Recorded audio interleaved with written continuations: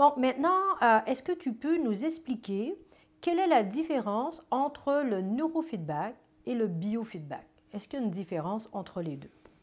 Oui, c'est une question intéressante, puisque souvent on a du mal à départager les deux. En fait, c'est très simple. Le neurofeedback, c'est un biofeedback aussi.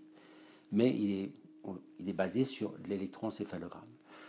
Pour être un peu plus précis, quand je dis qu'il faut pouvoir apprendre pour opérer un changement durable, ces techniques d'apprentissage, que ce soit le biofeedback ou le neurofeedback, donc biofeedback basé sur l'EEG, se différencient par en fait ce que l'on peut mettre en évidence grâce à des capteurs pour que le sujet puisse en prendre conscience et pouvoir développer un apprentissage autour de ces fonctions. Par exemple, le biofeedback basé sur l'EEG, c'est en fait le fait d'objectiver l'activité cérébrale dont autrement nous n'avons aucune conscience. On n'a aucune conscience si en ce moment on fonctionne dans telle zone plus ou dans telle zone ou autre onde.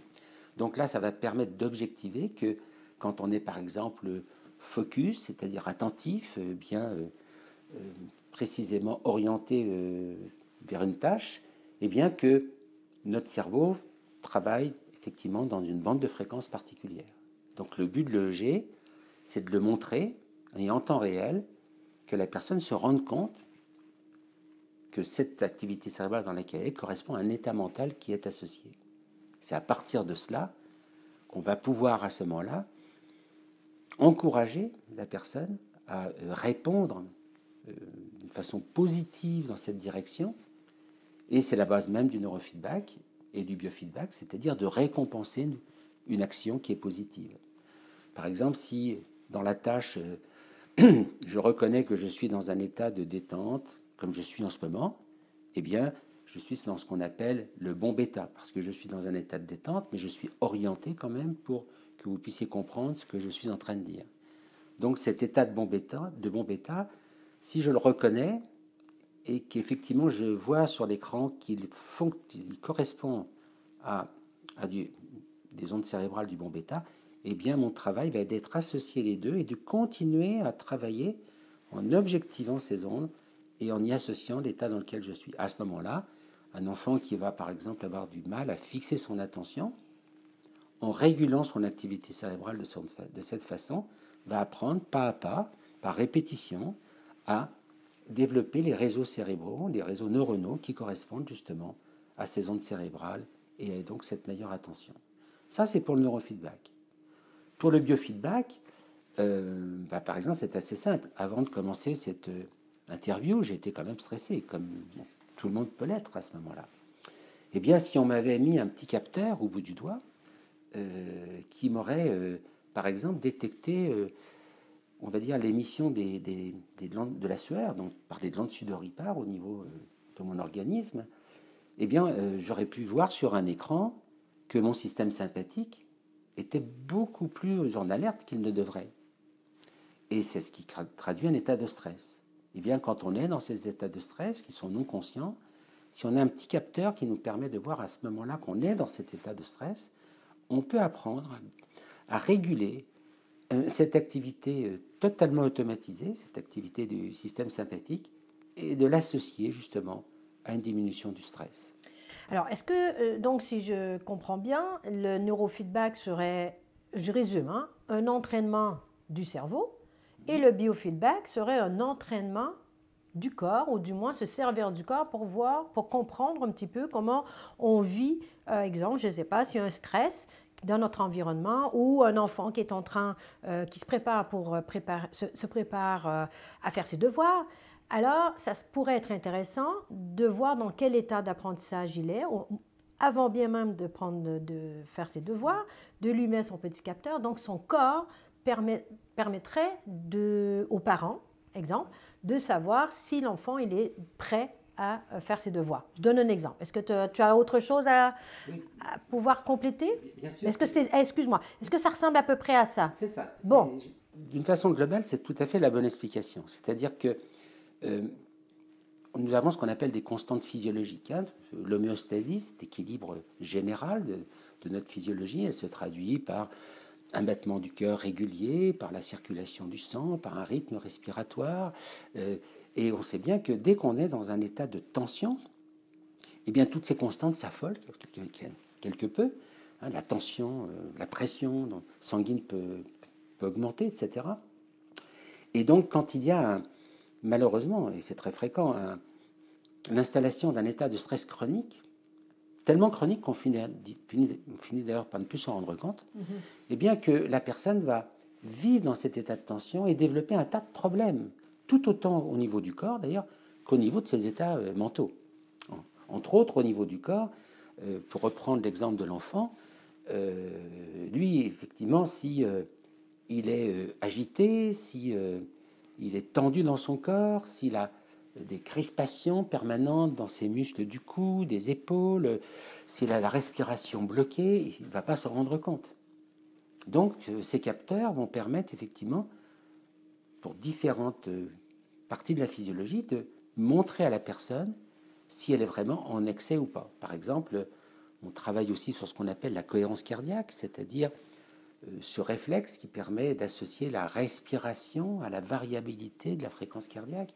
Eh bien, on sait qu'aujourd'hui, quand la respiration est syntonisée par rapport à cette fréquence, à un certain rythme respiratoire, eh bien, ça correspond à un état de détente intérieure et une meilleure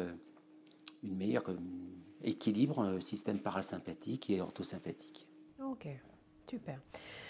Dis-moi, est-ce que tu peux raconter l'historique du neurofeedback, nous donner les grandes lignes sans évidemment nous rentrer dans les détails, mais si tu peux dresser un peu les grandes lignes, est-ce qu'il y a bien une personne qui a découvert le neurofeedback? Est-ce que c'était découvert accidentellement? Est-ce que c'est... Alors, comment tout ça est arrivé? Est-ce que tu peux nous faire un petit résumé de telle sorte que les gens qui nous écoutent puissent bien comprendre, de dire, OK, voilà, il y a une histoire à ça. Tu vois, c'est pas parti comme ça, quelqu'un qui a décidé un matin de dire, bon, allez, je fais du neurofeedback et sans avoir vraiment derrière une expérience scientifique. Bon, déjà, effectivement, pour revenir à la recherche scientifique, il faut souligner que c'est un domaine où la recherche scientifique a été très prolifique depuis ces 30 dernières années. Il y a à peu près 150 000 publications sur PubMed sur l'EEG. Et l'EEG a été découvert par Ansberger, cet Allemand, dans les années 1920, donc ça fait quand même plus d'un siècle. Mais c'est quand même grâce à lui qu'on a pu justement objectiver et mesurer l'activité cérébrale. Sans faire une thèse historique sur le neurofeedback, ça serait bien long. Quand même, il y a quelque chose qui est à noter, c'est que en France, on semble peu connaître le neurofeedback, et dans l'ensemble des pays francophones d'ailleurs, notamment. Et pourtant, grâce à Ansberger, le neurofeedback a été implanté en France. Il faut remonter aux années 80 pour connaître cette implantation qui a été favorisée par un professeur qui s'appelle le professeur Raymond, qui a d'ailleurs été à l'origine du premier laboratoire d'électrophysiologie installé à la Salpêtrière dans les années 80. Et malheureusement, c'était le grand avènement dans les années 80-90, je disais tout à l'heure en introduction, de changement dans nos connaissances, etc. Et ça a été le grand essor des psychotropes, des antidépresseurs. Et donc les psychiatres se sont engouffrés, tout le mouvement psychiatrique, après avoir favorisé et souscrit aux thèses de la psychanalyse, se sont engouffrés dans tout ce qui était justement cet avènement de la médication et de la pharmacologie. Et ces débuts du laboratoire d'électrophysiologie, qui était vraiment destiné à un grand avenir concernant le neurofeedback, a été subitement délaissé au profit d'une recherche clinique en psychiatrie vers les médicaments. Par contre, ça a été différent aux États-Unis. Il y a quand même aux États-Unis, dans cette même avant cette période-là, il faut savoir que la psychologie expérimentale elle était quand même, elle s'est née aux États-Unis. Donc c'est un courant qui voulait comprendre la psychologie humaine basée justement sur de la recherche et des expériences. Donc cette psychologie expérimentale a donné naissance à toutes des théories basées sur le comportement humain. Et c'est donc toute cette théorie de comportementalisme qui ont débouché après sur la théorie cognitiviste que l'on utilise aujourd'hui en psychologie moderne avec les thérapies comportementaux-cognitivistes, etc., etc. Donc c'est de cette façon que le neurofeedback s'est développé grâce à ces théories comportementalistes dans les années 70-80. Et notamment, c'est en se basant sur les théories de Skinner, de ce qu'on appelle le conditionnement opérant, c'est-à-dire qu'un animal, comme un être humain, est capable d'apprendre, même sans être conscient de ce qu'il apprend, mais quand on peut récompenser une action parce qu'elle est bonne, un comportement parce qu'il est favorable, eh bien, il a de plus en plus de chances de pouvoir survenir, plus on va le récompenser. Et c'est vraiment les bases de l'apprentissage du neurofeedback, c'est basé sur ce qu'on appelle donc le conditionnement opérant. Et donc les premiers scientifiques ou chercheurs qui ont travaillé sur le neurofeedback ont compris qu'en objectivant l'activité du cerveau ou l'activité d'une constante physiologique, et si on la récompensait, eh bien on pouvait à ce moment-là modifier favorablement la physiologie. Alors l'un des premiers, bien sûr, chercheurs qui a marqué l'histoire du neurofeedback, c'est un dénommé Barry Sterman, qui a un scientifique qui travaillait, lui, dans la recherche un peu pure et dure, qui, à l'époque, où on va dire que tout ce qui était éthique était un peu plus souple qu'aujourd'hui, faisait beaucoup d'expériences sur les chats, du moins en utilisant des chats, pour pouvoir mener à bien ces expériences. Et puis, à un moment ou l'autre, il a été invité par la NASA, parce qu'à la NASA, ils avaient un problème avec le carburant qu'utilisaient donc les fusées. Et ce problème, c'est que il s'était rendu compte que beaucoup de personnes faisaient des crises d'épilepsie à cause justement de ces problèmes de fuite de carburant, etc., des intoxications. Il a donc fait des expériences et il a expérimenté bien sûr sur les chats. Donc, en faisant ces expériences, il s'est rendu compte que sur le nombre de chats qu'il avait donc pris pour son expérience, un certain nombre de chats avaient développé de l'épilepsie, et par contre, un certain nombre de chats n'avaient pas eu de crise d'épilepsie, malgré que tous avaient été traités de la même façon. Alors il a cherché, et s'est rendu compte que les chats qui avaient été donc exempts d'épilepsie, c'est les chats qu'il avait déjà entraînés dans ce paradigme de conditionnement opérant, dans une expérience de recherche antérieure.